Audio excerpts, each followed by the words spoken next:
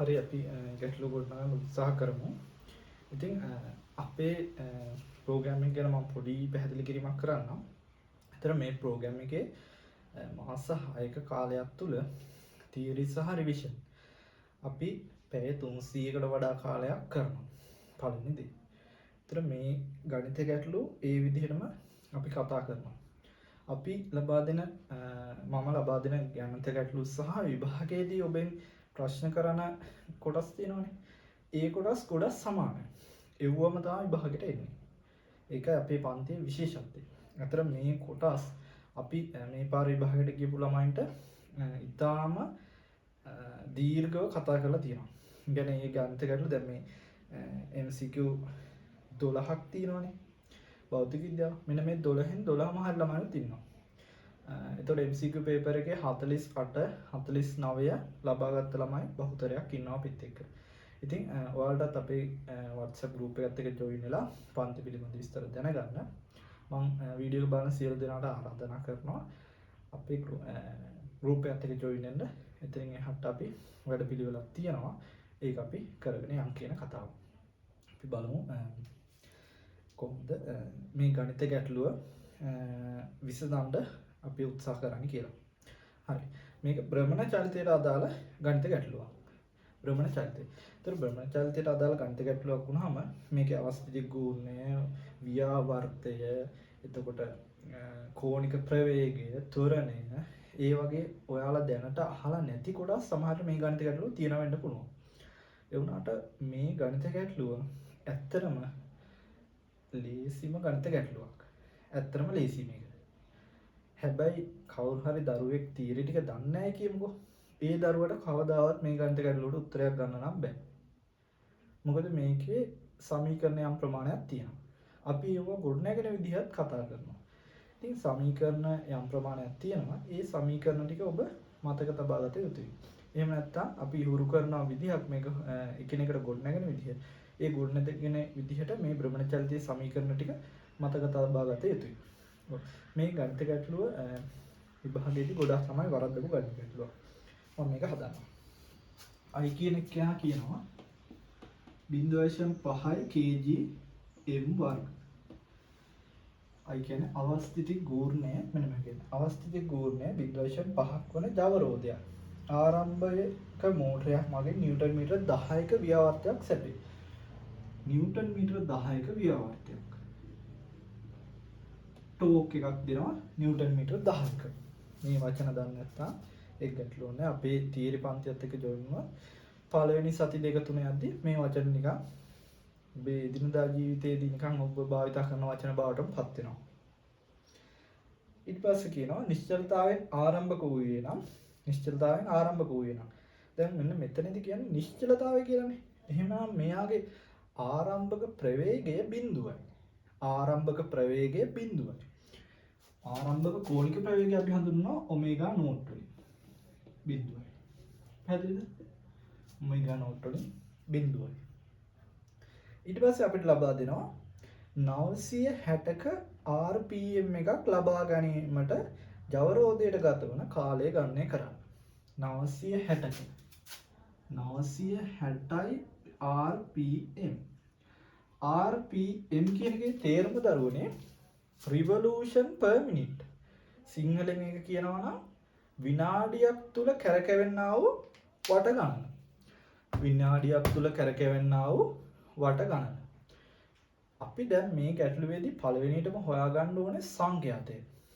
පැහැදිලිද? සංඛ්‍යාතය හොයාගෙන සංඛ්‍යාතයෙන් අපි හොයාගන්න ඕනේ කෝණික ප්‍රවේගය. පැහැදිලිද? ඒ කියන්නේ දැන් මෙතන එක කෝණික ප්‍රවේගයක් දිනනවා ආරම්භක කෝණික ප්‍රවේගය. අපි අවසන් කෝණික ප්‍රවේගය ඔමේගා කියන එක අපි පළවෙනියටම හොයාගන්න ඕනේ. ඒක හොයාගන්න අපි පළවෙනියටම හොයාගන්න ඕනේ දරුවනේ සංඛ්‍යාතය කියන දේ. අපි සංඛ්‍යාතය කියන්නේ මොකද්ද? තප්පරයක කාලයක් තුලදී කැරකෙන්නා වූ වට ගණන. අපිට දීලා තියෙන්නේ විනාඩියක කාලයක් තුලදී කැරකෙන්නා වූ වට ගණන. එහෙනම් අපි තප්පර එකක කාලයක් තුලදී කැරකෙන්නා වූ වට ගණන හොයද්දී සංඛ්‍යාතය හොයද්දී මෙන්න මේ 960 කියන එක 60න් බෙදෙනවා. එයි එහෙම කරන්නේ. අපි විනාඩියකදී අපි හිතමු මට 100ක් කරගෙන යනවා කියලා. එතකොට ඒ විනාඩියකදී 100ක් කරගෙන යනවා නම් අපි ඒක 60න් බෙදලා ගන්න ඕනේ. එක තප්පරයකද හොයන්න. තප්පර 60ක් නේ මිනිත්තුවක් කියන දරුවනේ. ඒ හේතුව හින්දායි මෙන්න මෙතන අපි 60න් බෙදන්නේ. සමහරට යම් දරුවෙකුට එහෙම කිව්වට එකපාර අවබෝධ වෙන්නේ නැති වෙන්න පුළුවන්. යම් දරුවෙකුට මේක දැනටම තේරලා තියෙන්නත් පුළුවන්. ඉතින් ඔය දෙන්නම අපේ පන්තියේදී මම කරන්නේ මගේ කාර්යභාර වෙන්නේ ඒ දෙන්නම ඔසවා තැබීම. ඔසවා තැබීම කියන්නේ නොදන්න දරුවට මේ කාරණේ කියා දීම. සහ දන්න දරුවගේ දැනුම ඉතා වැඩි දියුණු කරලා A+ එකක් ගන්න මට්ටමට පත් කිරීම. පැහැදිලිද? අපි යම් බැලුවට. මෙන්න මේක බෙදන්න පුළුවන්. මේක බෙදුවහම වෙනවා 16යි කියලා. හර්ට්ස් වලින්. දැන් හර්ට්ස් වලින් කියලා මම එකපාර කිව්වා. මම එකපාර කිව්වා හර්ට්ස් වලින් තමයි උත්තරේ එන්නේ කියලා. දැන් මම කොහොමද එකපාර කිව්වේ? දරුවනේ මේක ඒකකයට තියෙන මෙන්න මේ තප්පර විතරයි. මෙන්න මේ තප්පර කියන කෙනා ඉරෙන් උඩට යද්දී තප්පරයට වෙනවනේ. තප්පරයට S-1 S-1 බවට පත් වෙනවා. මෙන්න මේ S-1 කියන එකට දරුවනේ කියන්නේ හර්ට්ස් කියලා. ඒතර හර්ට්ස් කියන කෙනාගේ මූලික ඒකකය තප්පරයට. right. අපි ඊට පස්සේ ඔමේගා හොයමු. අපි දන්නවා සමීකරණයක් ඔමේගා සමානයි 2πf මේක අපි තියරි වලදී කතා කරනවා කොහොමද මේ සමීකරණය නිර්මාණය වෙන්නේ. මේක ඇත්තටම කටපාඩම් කරන්න ඕනේ නැහැ. මේ විෂයේ භෞතික විද්‍යාව සහ ගණිතය කියන විෂයන් දෙක කටපාඩම් කරන්න මොකුත් නැහැ. ඒක පැහැදිලිවම කියනවා. කටපාඩම් කළ යුතු කිසිම දෙයක් නැහැ මේ කොටස් තුල. right. අපි බලමු මේකට 2πf කියන කෙනාට 16 දාලා. අපි හොයාගත්තනේ 16 කියලා. මේක එකකේ රේඩියන් තප්පරයට. 32යි. 16 2ක 32යි 5 රේඩියන් තප්පරයට. RAD S-1 මේ විදිහට එන්න ඕනේ. RAD S-1 හරි.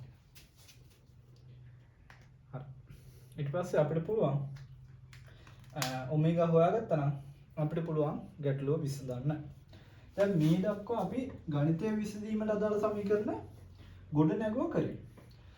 ඒතර අපිට ගණිතමය ගණන විසඳන්න අවශ්‍ය සමීකරණය මොකක්ද කියලා අපි දැන් බලමු. අපි දන්නවා සමීකරණ τ සමානයි I alpha කියලා. τ සමානයි I alpha කියලා. ඒතර τ කියන්නේ මෙන්න මේ ව්‍යාවර්තය 10. I කියන්නේ මෙතනදී 0.5. දැන් දරුවනේ alpha කියන එක කියලානේ මෙතනදී ගණනය කරන්නේ. අපි alpha කියන එක නම් හොයන්න තව සමීකරණයක් දන්නවා. ඔමේගා ඍණ ඔමේගා නෝට් බෙදීම t කියලා. ඔමේගා ඍණ ඔමේගා නෝට් බෙදීම t කියලා.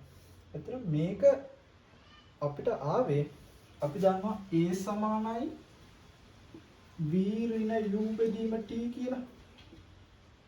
v ඍණ u බෙදීම t කියලා සමීකරණයක් තියෙනවානේ. a සමානයි v ඍණ u බෙදීම t කියලා සමීකරණයක් තියෙනවද දරුවනේ?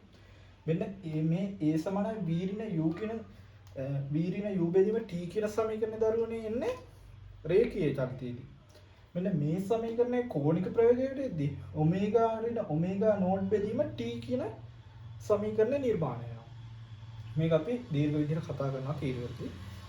මම මෙතනදී ඔමේගා ඍණ ඔමේගා නෝට් බෙදීම t කියන එක මෙතන දාගන්නවා. හරි. එහෙනම් අපි ඔමේගා දන්නවා ඔමේගා නෝට් උත් දන්නවා. ඔමේගා වලට ආව 32.5. එකක් මෙතනින් ලියා ගන්නවා. වැරදිනවද නැත්තම්? ඔය විදිහට ලියා ගන්නවා. මේ ටික තමයි දැන් අපිට තියෙන දත්ත ටික. ඔමේගා ඍණ ඔමේගා නෝට් බෙදීම t 10 සමානයි 0.5. ඔමේගා කියන්නේ 32.5. ඍණ බිඳුව. බෙදීම t කියන්නේ අපි ගණනය කරලා ගන්න ඕනේ කියනවා. හරි. බලමු 10 සමානයි 32 වැඩි කිරීම 0.5. එහෙම වැඩි කරන්න පුළුවන් දරුවනේ. මෙන්න මේක බිඳුවක් අඩු වුණාම වෙන්නේ මේ 32මනේ. 32යි 5 කෙනෙක් කෙනාගෙන් දරුවනේ බිඳුවක් අඩු වුණාම වෙන්නේ 32මයි. එහෙමනම් මෙන්න මේ 32 නේ ඇත්තටම අවසාන වැඩි කරන්න 0.5. එහෙනම් ඒ ගාන්න කිරීම ගැටලුවක් නැහැ. 32 වැඩි කිරීම 0.5. 16. මම එකපාර 16 කියලා කිව්වේ කොහොමද? 32 0.5න් වැඩි කරනවා කියන්නේ දරුවනේ දෙකෙන් බෙදනවායි කියන එක. 32 බෙදීම 2 කියන්නේ 16යි 5 බෙදීම t. එහෙනම් t කියන එක කියන දරුවනේ 16යි 5 බෙදීම 10 කියලා එනවා. ඒතර 5 වලට ඔය ගැටලුවද කියලා දෙනවා. කියලා තියෙනවා. 5 සමානයි 3 ලෙස ගන්න. දැන් ගැටලුවක් නැහැ. 16 වැඩි කිරීම 3 බෙදීම 10. මෙතන එනවා 8 දැම්මා එකක් ඉතිරි 4යි. 48 බෙදීම 10යි. උත්තරයක් එනවා 4.8යි. මේක එකකින් මොකක්ද දරුවනේ? කාලයනේ තප්පර. හරි. අතන මේ ගණනය කිරීමේදී දැන් යම් දරුවෙක් දක්ෂ දරුවෙක්. එයා හිතනවා සමහරට මේකට මම ඒකකත් එක්ක ආදේශ කරන්න ඕනේ. අතන දරුවනේ ඒකෙදි වෙන්නේ ඔයාලා නිවැරදි 100% නිවැරදි විදිහටම ඔයාලා දන්නවනම් මේකෙදි කොහොමද මේ ගණිත ගැටලුව නිර්මාණය වෙන්නේ. ඒ වගේම මේ සමීකරණ නිවැරදිව දන්නවනම් ඇත්තටම ඒකකත් සමග ආදේශ කරා කියලා වෙන්නේ ඔබේ කාලේ නාස්ති වෙන විතරයි. එහෙම ගැටලුවක් නැහැ. හොඳයි එහෙම යම් දරුවෙක් හදනවා නම්. නමුත් ඔබ කාලය පිළිබඳවත් යම් සැලකිල්ලක් දැක්විය යුතුයි. හරි. ඉතින් අපේ WhatsApp group එකත් එක්ක එකතු වෙන්න අපි සියලු ගණන් හදනවා. කාලය ප්‍රමාණවත් දරුවනේ. ඒකක් යන්න කැම්පස් යන්න ඉතාම ප්‍රමාණවත් මේ කාලය. ඉතින් අපේ group එකත් එක්ක එකතු වෙන්න අපිත් එක්ක එකතු වෙන්න ඔබට ජය. අයිබෝන්.